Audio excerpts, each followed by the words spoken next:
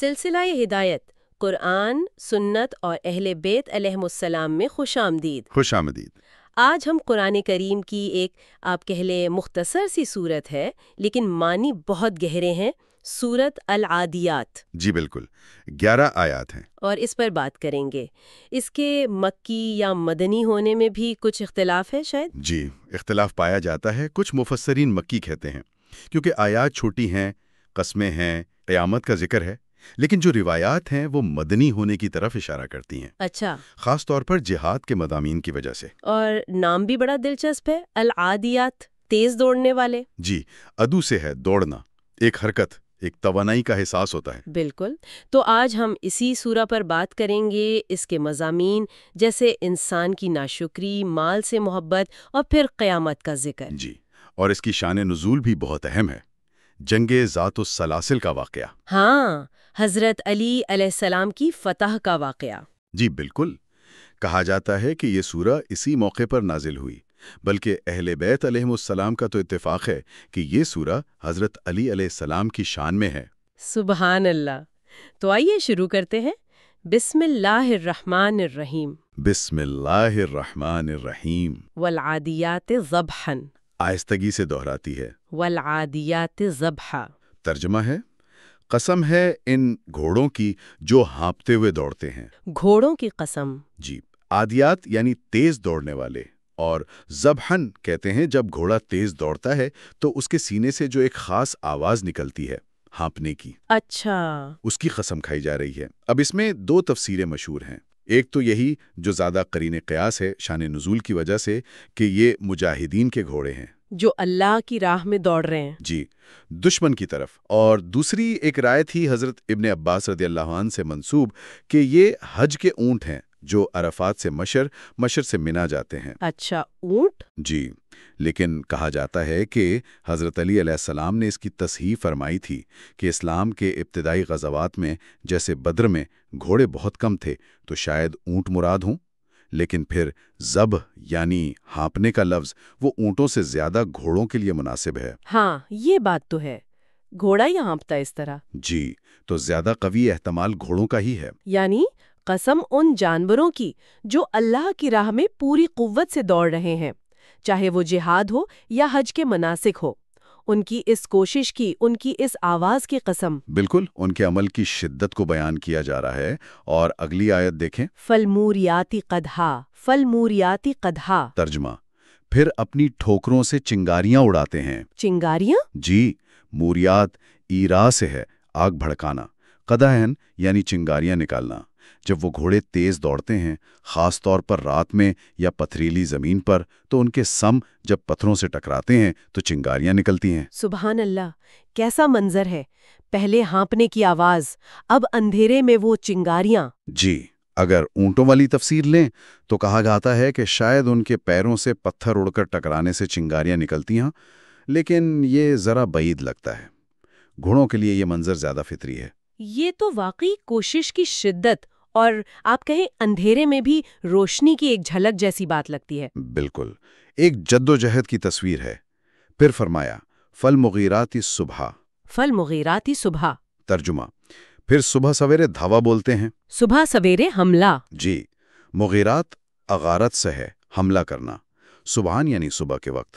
عربوں کا یہ طریقہ تھا اور جنگی حکمت عملی بھی کہ رات کو سفر کر کے دشمن کے قریب پہنچتے اور صبح پو پھٹتے ہی حملہ کر دیتے تاکہ وہ غفلت میں ہوں۔ اچھا، جنگ ذات السلاسل میں بھی حضرت علی علیہ السلام کے لشکر نے یہی حکمت عملی اپنائی تھی۔ اور اگر حج کے تناظر میں دیکھیں تو پھر یہ عید کی صبح حاجیوں کے اونٹوں کا مشر سے منا کی طرف تیزی سے جانا ہو سکتا ہے۔ یعنی دونوں صورتوں میں ایک نئی توانائی، ایک فیصلہ کن اقدام کا وقت ہے۔ جی ہاں، اور اس حملے یا روانگی سے کیا ہوتا ہے؟ فَأَثَرْنَ بِهِ نَقْعًا۔ فَأَثَرْنَ بِهِ نَقْعًا۔ ترجمہ، پھر اس جگہ سے غبار اڑاتے ہیں۔ غبار؟ جی، اثرنا یعنی اٹھانا، پھیلانا، نقعن کہتے ہیں غبار کو۔ ان گھوڑوں کی تیز دوڑ سے یا اونٹوں کے قافلے کے چلنے سے غبار بلند ہوتا ہے۔ یہ تو جیسے اس پورے عمل کی وسعت کو دکھا رہا ہے، ایک اجتماعی حرکت۔ بالکل، میدان جنگ کا نقشہ بھی کھینچتا ہے اور حاجیوں کے قافلے کا بھی۔ پھر اگلی آیت، فوسطنا بہی جمعا، فوسطنا بہی جمعا، ترجمہ، پھر اسی وقت دشمن کے لشکر میں گھس جاتے ہیں۔ لشکر کے بیچ میں؟ جی، وسطنا یعنی درمیان میں پہنچنا، جمع یعنی گروہ، لشکر۔ مجاہدین کے گھوڑے اتنی تیزی اور بہادری سے حملہ کرتے ہیں کہ دشمن کی صفوں کو چیرتے ہوئے ان کے مرکز تک، ان کے دل میں پہنچ جاتے ہیں۔ ان کی صفوں کو توڑ دیتے۔ جی، ان کی تنظیم کو درہم برہم کر دیتے۔ اور اگر حج کا معنی لیں تو یہ حاجیوں کا مینا کے مرکز میں پہنچنا ہے۔ تو یہ 5 آیتیں مل کر ایک مکمل تصویر بناتی ہیں۔ رفتار، آواز، چنگاریاں، صبح کا ایکشن، گرد و غبار، اور پھر ہدف کے مرکز تک پہنچ جانا، سب اللہ کی راہ میں۔ جی، انتہائی مخلصانہ، پرمشقت جد و جہد کی تصویر کشی ہے۔ تو اتنی زبردست قسمیں کھانے کے بعد اب یقیناً وہ بات آئے گی جس کے لیے یہ ساری تمہید تھی، جواب قسم۔ آپ نے بالکل ٹھیک کہا، اب آ رہا ہے جواب قسم۔ ان الانسان لربہ لکنود۔ ان الانسان لربہ لکنود، یقیناً انسان اپنے رب کا بڑا ناشکرا ہے۔ جی، یہ ہے مرکزی نقطہ، کنود۔ یہ لفظ عربی میں اس زمین کے لیے استعمال ہوتا ہے جو بنجر ہو، جس میں کچھ اگتا نہ ہو۔ اچھا، بنجر زمین۔ جی، تو استعاراً یہ اس انسان کے لیے استعمال ہوا جو اللہ کی نعمتیں لیتا تو ہے لیکن شکر گزاری کا پھل نہیں دیتا، نہ زبان سے نہ عمل سے، بخیل ہے، ناشکرا ہے۔ یہ تو بہت ہی چونکا دینے والی بات ہے۔ ایک طرف وہ جانساری کی تصویریں اور دوسری طرف انسان کی یہ حالت۔ بالکل، مفسرین کہتے ہیں کنود وہ ہے جو مصیبتیں گنتا رہتا ہے، نعمتیں بھول جاتا ہے، جو اکیلا کھاتا ہے، دوسروں کو نہیں دیتا، جو اللہ کی راہ میں دینے سے کتراتا ہے۔ تو کیا یہ انسان کی فطرت میں ہے، یہ ناشکری؟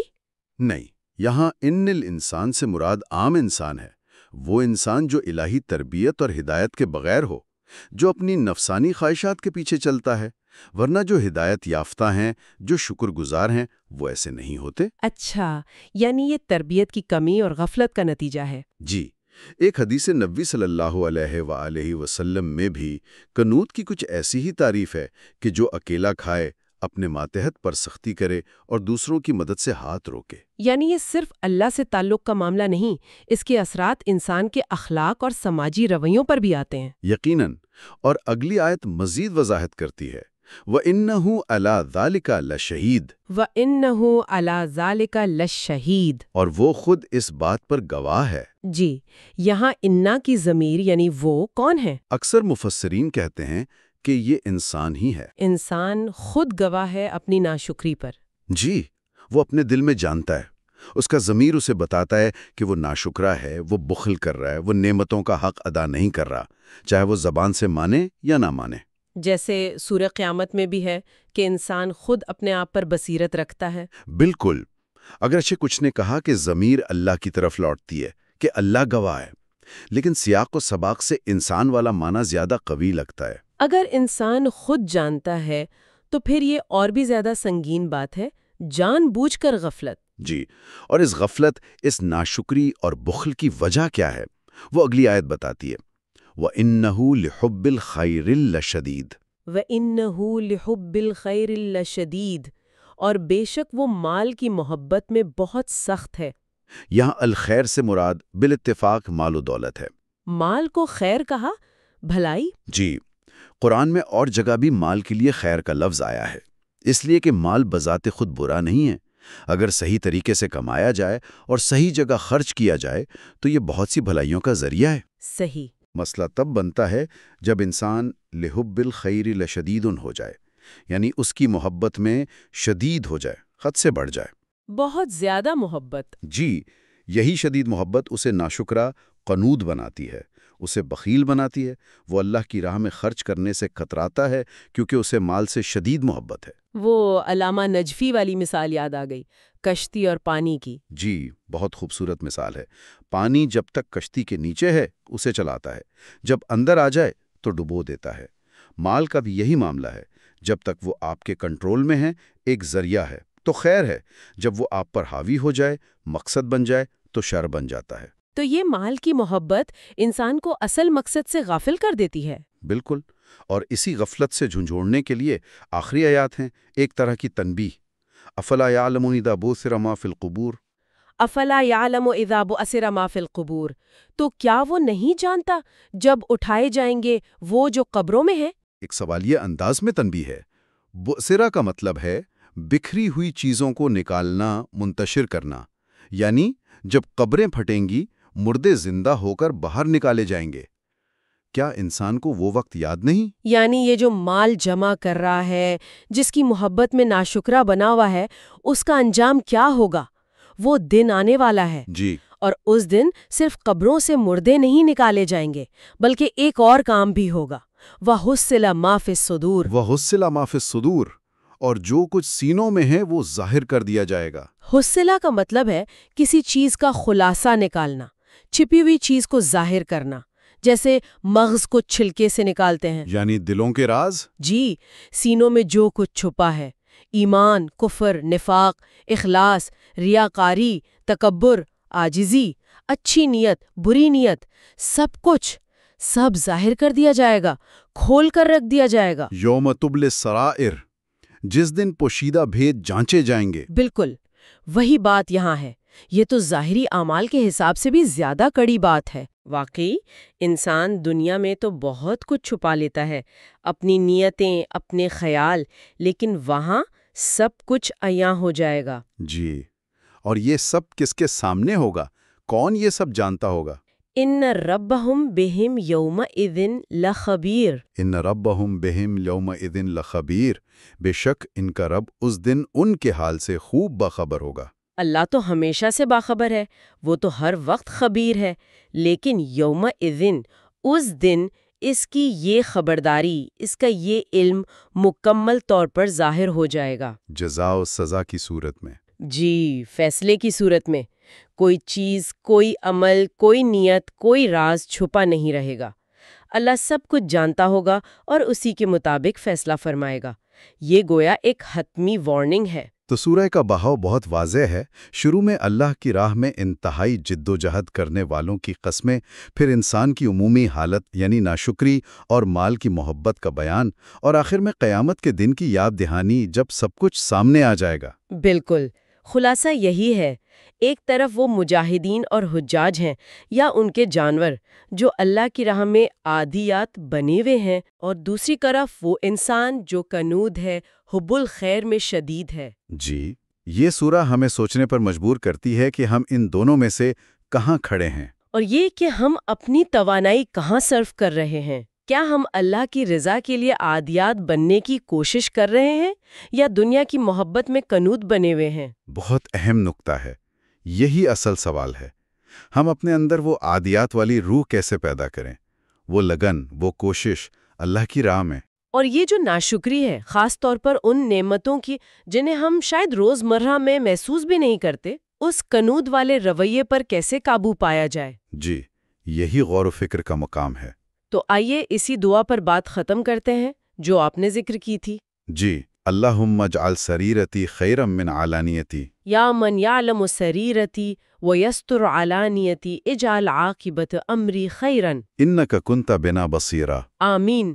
اے اللہ ہمارے باطن کو ہمارے ظاہر سے بہتر بنا دے، اور اے وہ جو ہمارے راز جانتا ہے اور ہمارے ظاہری اعمال پر پردہ ڈالتا ہے، ہمارے ہر معاملے کا انجام بخیر فرما۔ بے شک تو ہم پر خوب نگاہ رکھنے والا ہے۔ آمین۔